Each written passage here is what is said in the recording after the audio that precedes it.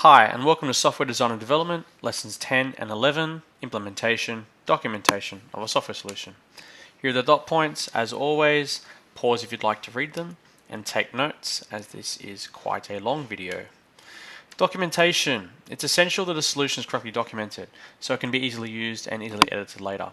There are two types of documentation, user and technical.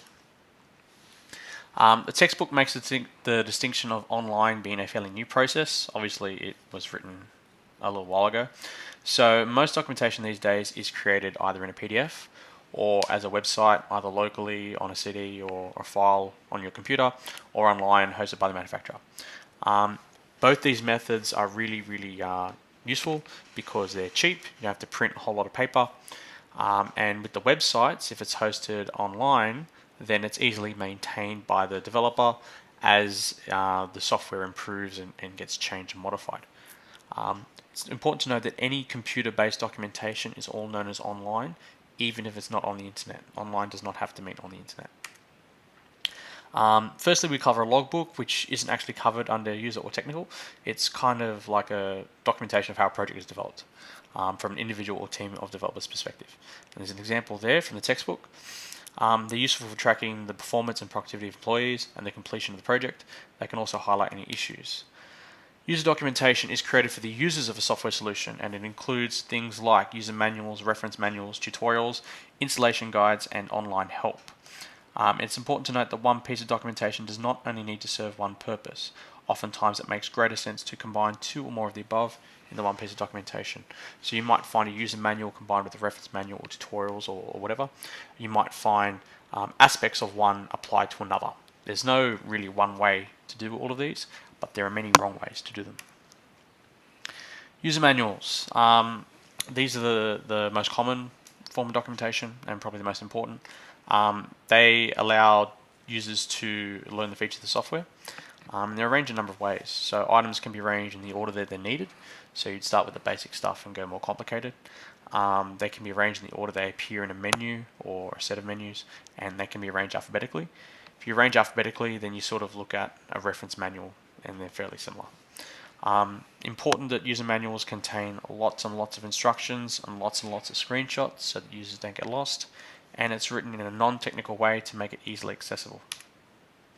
A reference manual is an exhaustive compendium of every possible operation in a piece of software. It lists absolutely everything that you can ever do in a piece of software. While it can contain screenshots, generally it doesn't because it's so big, and you'll almost find these exclusively online. So things like the Word online help and Google Docs documentation, they cover every little function you can have. So imagine Excel and every single formula that you can do, they would all be covered in a reference manual with all the different features and different parameters you can cover with them. Tutorials instruct the user in the performance of a task. They can be written with screenshots or in video form, either on YouTube or the company's website. They often come with sample files to work with so the user can learn the skill you're trying to teach them. It's also common for tutorials to handhold the user through the basics. So here is this, do this. When you're looking at the really basic, the first task that you do, trying to orient the user in the program, and then the more advanced stuff, you do less hand-holding because you assume the user has some competence with the software. An installation guide shows the installer, which is not necessarily the user, how to install and configure a piece of software.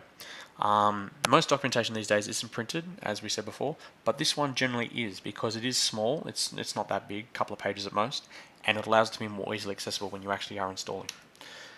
Technical documentation. We've got systems documentation, algorithms, and source code. And this documentation is written for the developer to assist in the future maintenance of a system. So systems documentation is produced during the design stage of the system. It includes things such as the problem definition, the feasibility study, IPO charts, data flow diagrams, data dictionaries. All of these aren't just important for the development of a system, they are also important for the maintenance. When a programmer is brought in, oftentimes they are brought in for a project they haven't worked on before. They can look at these documents and see very quickly what the purpose was of the original program, why it was built that way, and so on. And in the case of the IPO, the data flow diagram, the data dictionary, they can see how the different parts of the program interact, and they can see what are the variables and the modules are called and what they do. Algorithms are also extremely important for programmers to understand the current logic and the intended operation of the program so that we can easily see where to make changes. And of course, the source code, the most important part of documentation for the developer. It allows the programmer to build on what has already been created, so we don't have to recreate the wheel, as they say.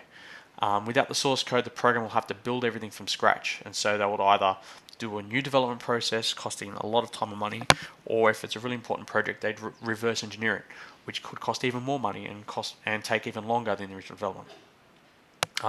It's important the source code follows good programming practice with the use of internal intrinsic documentation to assist the programmer in the understanding of the program. Case tools.